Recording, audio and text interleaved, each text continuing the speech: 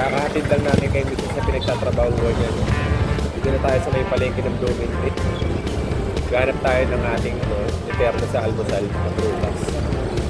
Kasi kahapon saging, ngayon naman, trip ko naman na eterno din sa Quaker natin, yung avocado. Tayo ng lagitan na avocado. Ate, pangkain na po ito? Ito, wala pa silang avocado na pangkain. Puro mga ano pa lang, puro mga hilaw.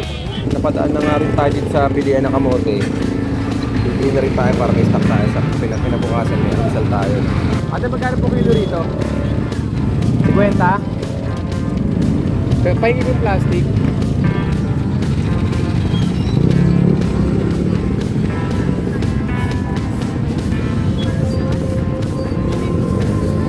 So yeah guys, talagang 40 may alam sila kami para sa sunod na agaran. Pangkain na yan, bo. Medyo hinog na yata ito. Bali, bibilang ko na rin yung anak ko ng mangga, no, kasi para may pagkain sa mamaya tanghali. Okay na yung manilo. I-roasted natin itong manilo para meron tayong snack dito. Nakapamili na tayo ng reserva natin pagkain na hindi naman kailangan ilagay sa ref na. Ito yung mga pinamili natin.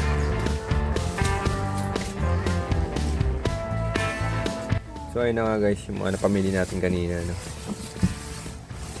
Oh, ito yung kamote para almusal sa Makalawa. Kasi ito yung snack. Gagawin namin snack. I-roasted natin ito sa kawaling walang mantika. Ayan. Sariwa siya. Ano yun? Hilaw pa pala, hilaw.